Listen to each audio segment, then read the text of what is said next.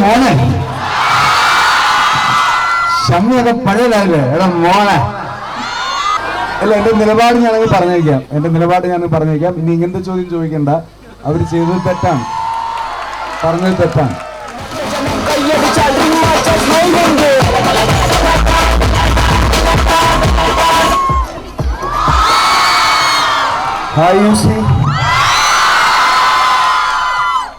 ഒരുപാട് പാരമ്പര്യവും ഓർമ്മകളും സുഹൃത്തുക്കളൊക്കെ ഉള്ള ഒരു എടാ മോനെ ഷമ്മിയൊക്കെ പഴയതായില്ലേ? എടാ മോനെ. എനിവേസ്, ദീർഘിക്കുന്നില്ല. ഒരുപാട് സന്തോഷം ഇന്ന് ഫുൾ ടീമായിട്ട് ഇവിടെ എത്താൻ പറ്റിയതിൽ. ഞങ്ങളുടെ ആവേശം അങ്ങോട്ട് പകരാൻ പറ്റുമെന്ന് വിശ്വസിക്കുന്നു. ഈ ഒരു ഇന്ററാക്റ്റീവ് സെഷൻ ഒരുപാട് ഇന്ററാക്റ്റീവ് ആക്കാൻ നമുക്ക് മാക്സിമം ശ്രമിക്കാം. എന്നോട് എന്തെങ്കിലും ചോദിക്കാനുണ്ടെങ്കിൽ please send a mic around. അവർക്ക് എന്നോട് ചോദിക്കാതെ.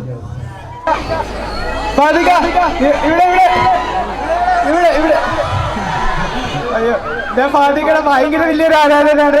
നോർത്ത് 24 കാലം തൊട്ട് ഭയങ്കര. എന്റെ ചോദ്യം എന്ന് വെച്ചാ അശ്വിൻ. Thank you Ashwin. അപ്പൊ ഞാൻ ടീച്ചർ കണ്ടപ്പോ ഷമ്മിയുടെ ഒരു റിസംബ്ലൻസ് ആയിട്ട് തോന്നി ഈ രംഗയുടെ ക്യാരക്ടർ. അപ്പൊ അങ്ങനെ പ്രതീക്ഷിക്കാവോ? അങ്ങനെ ആവാം, എന്തുകൊണ്ടെന്ന് വിചാരിച്ചോ? പടം കണ്ടാ മതി. ഓർമ്മയിരിക്കും. Thank you. ഹലോ, എന്റെ പേര് സഫ. ഫഹദ് ഖാനോടാണ് ചോദ്യം. ഹായ്. നമ്മളെല്ലാരും ബാധിക്കുന്ന ഒരു വിഷയം തന്നെയാണ്.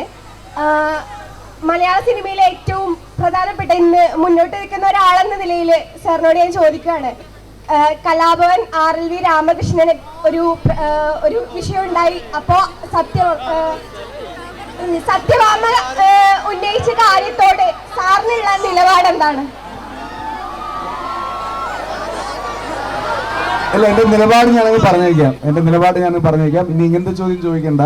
അവർ ചെയ്തത് തെറ്റാണ്, പറഞ്ഞത് തെറ്റാണ്. I am from Kozhikode. Aslam.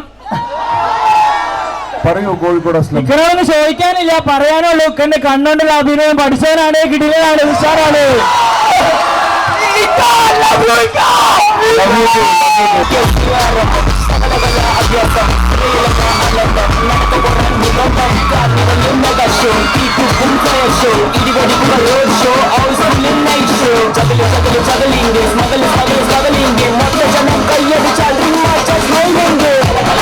ഒരുപാട് സന്തോഷം.